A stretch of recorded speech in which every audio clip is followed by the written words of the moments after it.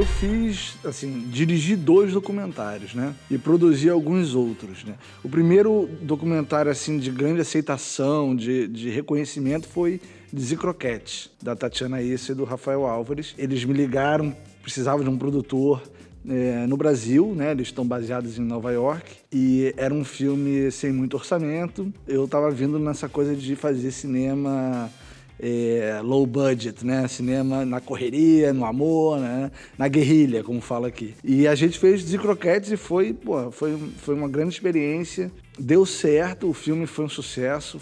Ganhou festivais no mundo inteiro. Nós nos propusemos ir à Europa. Porque o luxo de Paris era assistir Desi-Croquetes. Prato feliz. Abre a cortina, tem Liza Minnelli, tem Mick Jagger. A proposta era dali para a Broadway, e a maioria quis voltar para o Brasil. E ali houve a ruptura. A partir daí, eu decidi que eu queria fazer o meu documentário. Eu tinha uma história familiar que eu achava importante, então eu fui atrás dessa história e dirigi e produzi o meu primeiro documentário como diretor de cinema, que foi O Relógio do Meu Avô, e também foi com pouco dinheiro, na guerrilha, mas a gente conseguiu fazer o filme, e o filme foi o que abriu, assim, realmente as portas para eu me aventurar mais como diretor. Eu sei para que sobrevivi. Eu sobrevivi para estar aqui, para dizer ao mundo que isso nunca mais pode acontecer com ninguém. Depois desses documentários, eu pensei, bom, eu não tenho condições de realizar uma ficção da maneira que eu quero, por falta de verba, por ter uma produtora que é muito pequena ainda. Então, assim, eu precisava fazer, e aí o documentário foi realmente a janela que eu consegui realizar. Então, meu segundo documentário foi o Macaco Tião, o Candidato do Povo. Quase homem, que é perfeito para explicar o mundo da política, onde você tem quase personagens. É um documentário também, sem grana, sem nada. E a gente foi atrás, que é uma história super carioca, né? É uma história incrível do chimpanzé que quase ganhou as eleições municipais do Rio de Janeiro. Hoje, muitas vezes, a gente reduz democracia ao voto. Eu acho que o importante da democracia é a liberdade.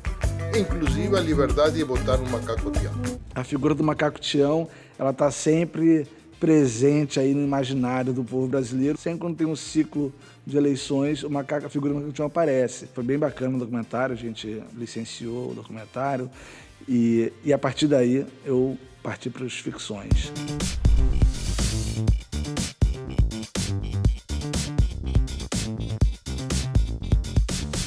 Os Jovens Polacas é uma história... Ele é baseado no livro da Esther Largman, que foi um livro que eu li quando eu tinha, 15 anos de idade. Quem me deu esse livro foi minha avó.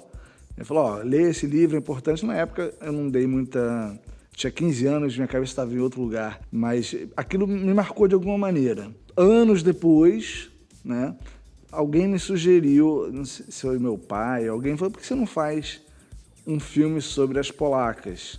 Realmente é um tema que está esquecido por aí e foi bem polêmico e super atual. Se você for pensar, tudo bem, isso aconteceu no início do século 1920, 30. A essência dele, ele é super atual, são temas de mulheres, de liberdade da mulher, tema super feminista, entendeu? Talvez as polacas tenham sido o primeiro movimento feminista aqui no Brasil. Então, aquilo tudo me atraiu.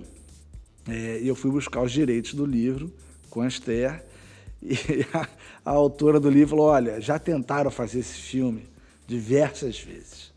Eu não sei como é que você vai conseguir fazer. Aí eu falei, o problema é que as pessoas querem fazer esse filme de forma muito linear, exatamente como está escrito no livro. E aí, realmente, ele vira uma grande produção.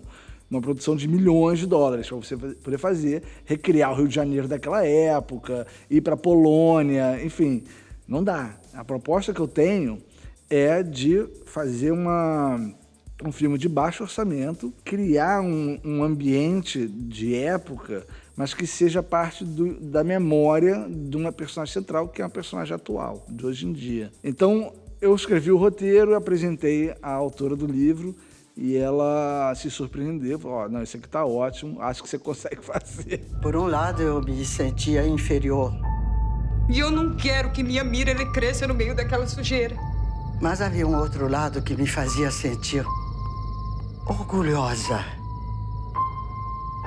ser filha de uma mulher que conseguiu se revoltar contra o seu destino.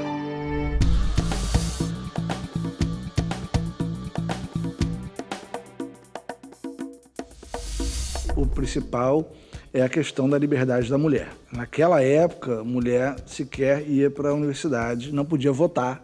A gente teve isso no Brasil, né? A gente esquece que, uma época, mulheres não votavam. Então, assim, essa luta das mulheres pelos seus direitos vem desde aquela época, não é de agora. Eu acho que é preciso entender isso. Se não fosse esse movimento, não digo especificamente das polacas, mas o movimento de mulheres do passado, hoje você não teria esse tipo de liberdade que você tem. E é óbvio, muitas mais coisas precisam ser conquistadas. Eu acho que o legado é esse, é o início de alguma coisa. Então é um filme bem feminista. Então acho que o filme também é um pouco isso, é uma homenagem às polacas.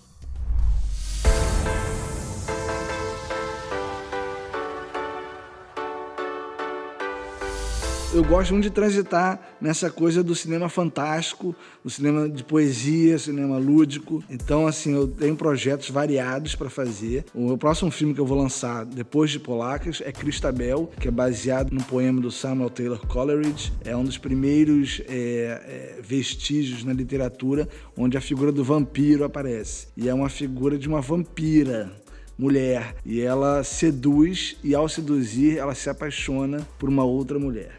Então, é a primeira obra literária onde essas figuras aparecem, que deram origem a todos aqueles filmes de vampiras lésbicas, de filhas do Drácula, não sei o quê. Mas é super poético. Christabel ganhou o prêmio de melhor filme pelo Júri da Crítica no CinePE em 2018. A gente já rodou festivais no mundo inteiro. Ganhamos também o prêmio de melhor filme pelo Júri Popular no Rio Fantastique. E o próximo a ser lançado depois de Jovens Polacas.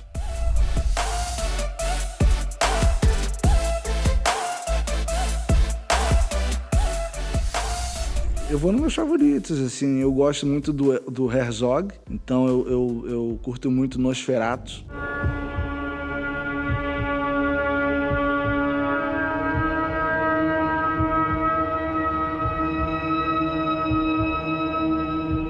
É um filme de vampiro, do Drácula, mas de uma poesia absurda. É uma fotografia linda e atuações incríveis. Kurosawa, né? Eu gosto muito de Run.